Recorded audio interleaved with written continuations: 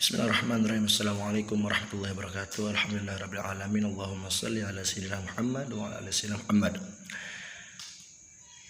Bapak dosen yang kami hormati, kami dari kelompok 5 di sini akan mempresentasikan materi tentang teknis evaluasi tes dan non tes, yang dimana kami dari kelompok 5 beranggotakan saya Doyen Amalan Muslim sekaligus pemateri pertama dan moderator.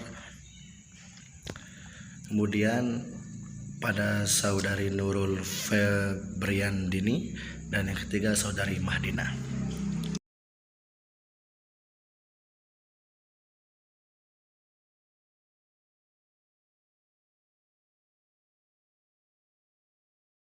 Adapun materi yang dibahas, yang pertama adalah instrumen tes, yaitu penyusunan kisi-kisi tes dan menentukan bentuk tes. Yang kedua, bentuk instrumen tes matematika. Kemudian nanti instrumen non tes dan bentuk instrumen non tes pada pelajaran matematika. Nah, sebagai pemateri pertama di sini saya akan menjelaskan yang pertama instrumen tes. Pengertian daripada instrumen tes itu dalam evaluasi pendidikan itu dimaksud dengan tes adalah suatu cara atau prosedur proses dalam pengukuran dan penilaian di bidang pendidikan yang berbentuk pemberian tugas atau serangkaian, baik berupa pertanyaan-pertanyaan yang harus dijawab atau perintah-perintah oleh yang memberikan tes, sehingga dapat dihasilkan nilai yang melambangkan tingkah laku atau prestasi di mana dapat dibandingkan dengan nilai-nilai yang dicapai oleh tes lainnya. Kemudian adapun di dalam penyusunan kisi-kisi tes di sini, yang pertama, tes merupakan salah satu instrumen yang digunakan untuk melakukan pengukuran tes.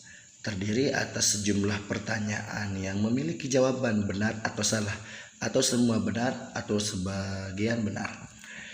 Tujuannya yaitu tujuan melakukan tes di sini adalah supaya kita dapat mengetahui sampai mana pencapaian belajar atau kompetensi yang telah berhasil dicapai oleh peserta didik untuk di dalam bidang-bidang tertentu. Nah, kisi-kisi di sini memiliki tujuan, yang dimana tujuan daripada kisi-kisi itu suatu format yang membuat kriteria nanti. Nah, dari kriteria itu tentang butir-butir soal yang akan ditulis. Kisi-kisi digunakan sebagai desain atau rancangan penulisan soal yang harus diikuti oleh penulis soal. Tujuan penyusunan kisi-kisi adalah agar perangkat tes yang akan disusun tidak menyimpang dari bahan atau materi serta aspek teks yang akan diukur dalam tes tersebut, atau dengan kata lain bertujuan untuk menjamin bercocoknya atau validitas isi data relevannya dengan kemampuan siswa. Komponen-komponen dalam kisi-kisi tes. Di sini yang pertama SK, yaitu standar kompetensi, yang merupakan kompetensi secara umum yang ingin dicapai dari pembelajaran yang diselenggarakan atau yang telah tercantum pada standar isi. Yang kedua KD, yaitu kompetensi dasar yang akan dicapai dari pembelajaran tersebut yang terdapat pada standar isi. Yang ketiga, uraian materi, merupakan uraian dari materi pokok yang nanti akan mengacu pada kompetensi dasar. Yang keempat di sini ialah bahan kelas. Di kelas mana tes ini akan diberikan, indikator itu ciri atau tanda yang dijadikan patokan nantinya untuk menilai tercapainya tujuan dan atau standar daripada kompetensi. Yang kelima, kompetensi dasar atau suatu perumusan tingkah laku yang diamati untuk digunakan sebagai petunjuk atau pedoman tercapainya kompetensi dasar. Yang 6, bobot soal adalah kedudukan suatu soal dibandingkan dengan soal lainnya. dalam suatu perangkat tes dengan memperhatikan yang pertama jumlah soalnya, yang kedua kedalaman dan kekuasaan materi, kepentingan soal, dan kerumitannya atau kesulitan. Nah, dalam penulisan kisi soal ada kriteria kompetensi yang harus diperhatikan di sini. Yaitu yang pertama, koreksi kompetensi dasar atau indikator yang secara mutlak harus dikuasai oleh peserta didik. Yang kedua, kontinuitas kompetensi dasar atau indikator lanjutan yang merupakan pendalaman dari suatu atau lebih kompetensi dasar atau indikator yang sudah dipelajari sebelumnya, baik dalam jenjang yang sama maupun antar jenjang.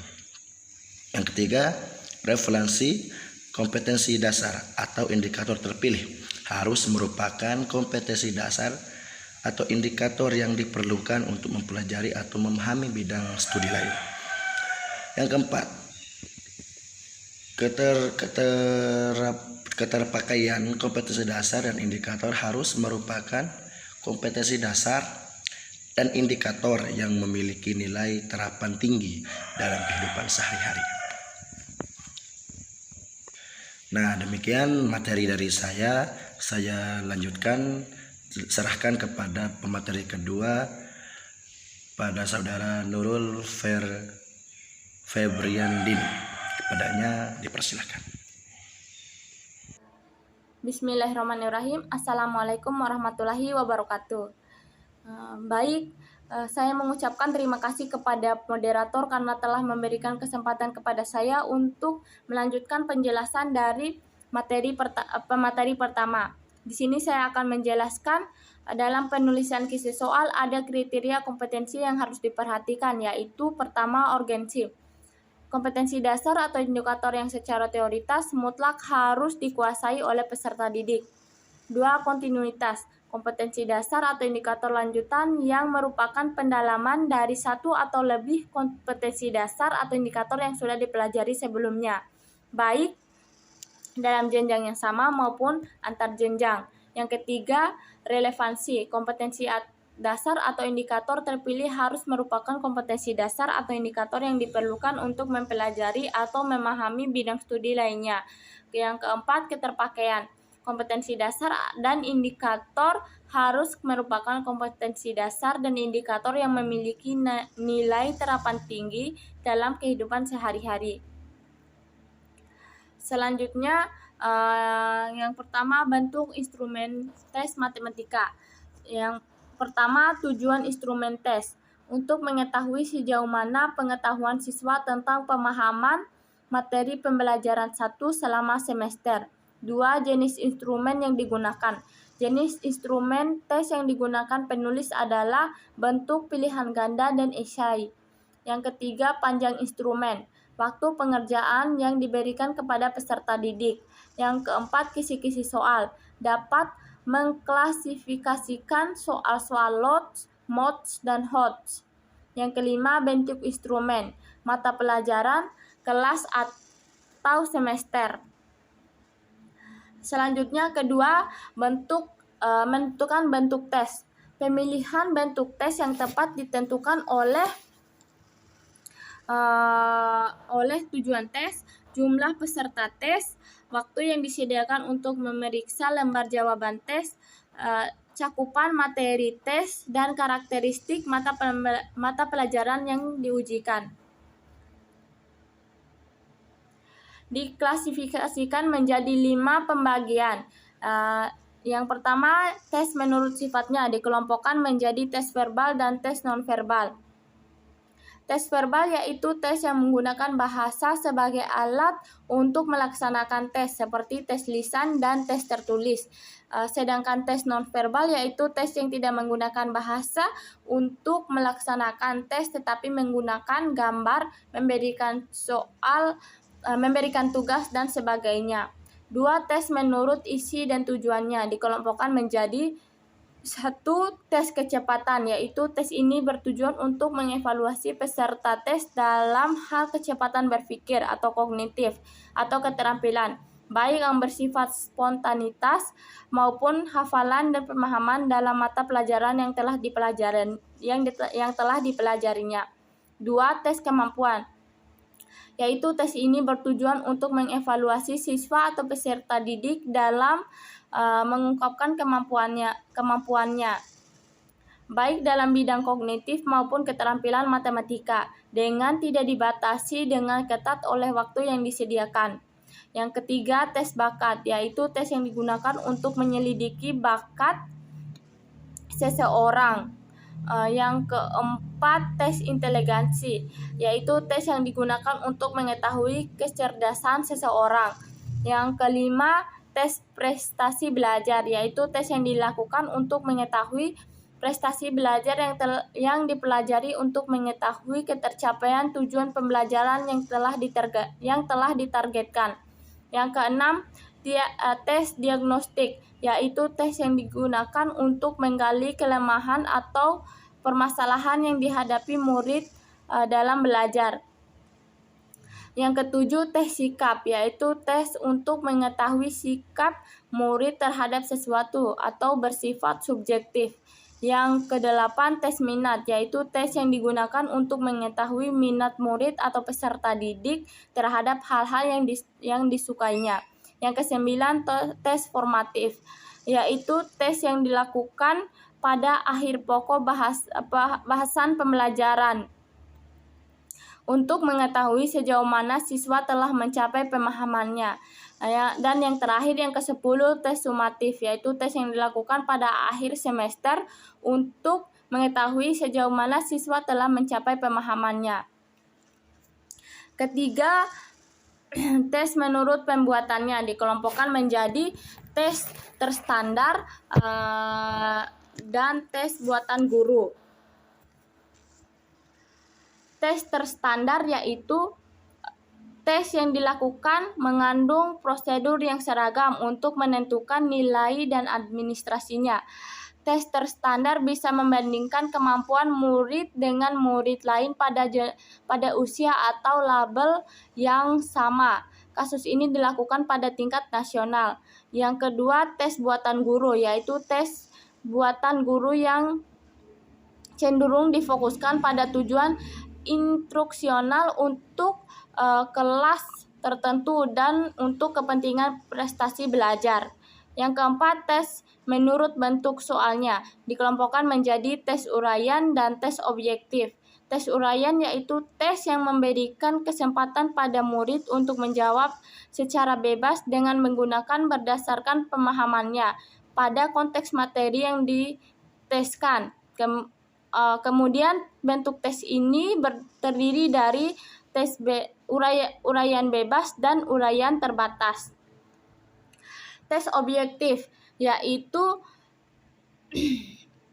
tes yang memerlukan jawaban singkat dan peserta didik hanya memilih di antara kemungkinan jawaban yang telah disediakan. Tes ini dapat dikelompokkan berdasarkan cara mengerjakannya menjadi variasi. Tes T harus mensuplai jawaban sehingga hampir tidak berbeda dengan esai tes. Bentuknya melengkapi dan jawaban singkat. 2. Variasi. Tes T memilih di antara jawaban yang sudah disediakan bersamaan dengan soalnya. Bentuknya benar salah, yang lain benar, menjodohkan, pilihan ganda, dan mengelompokkan. 5. Tes menurut objeknya dikelompokkan menjadi tes individual dan tes kelompok. Tes individual yaitu tes yang dalam pelaksanaannya memerlukan waktu yang cukup panjang. Untuk waktu yang sama, penguji hanya dapat mengetes seorang calon. Tes kelompok yaitu tes yang dilakukan terhadap beberapa murid dalam waktu yang bersamaan. Sekian penjelasan singkat yang dapat saya jelaskan. Selanjutnya akan dijelaskan oleh rekan saya. Lebih dan kurangnya saya mohon maaf. Wassalamualaikum warahmatullahi wabarakatuh. Bismillahirrahmanirrahim. Assalamualaikum warahmatullahi wabarakatuh. Baiklah, terima kasih saya ucapkan kepada moderator karena telah memberikan saya kesempatan untuk menyampaikan atau menyambung materi yang telah disampaikan oleh pemateri kedua. Dan sekarang saya akan menyampaikan materi tentang instrumen non-tes. Nah, jadi instrumen non-tes dalam evaluasi pembelajaran merupakan alat untuk mengevaluasi hasil belajar siswa dan keberhasilan proses pembelajaran tanpa menggunakan tes, baik dalam bentuk lisan ataupun non-lisan. Adapun evaluasi yang digunakan pada non-tes ini adalah yang pertama itu meliputi pengamatan atau observasi. Jadi pengamatan atau observasi ini adalah teknik penilaian yang dilakukan oleh pendidik dengan menggunakan indera secara langsung yang menginventarisasikan